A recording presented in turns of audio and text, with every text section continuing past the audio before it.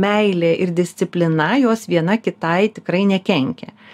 Tai čia turbūt reikėtų ir surasti balansą apie to tarp besąlygiško pasitikėjimo ir tikėjimo ir taisyklių ir disciplinos.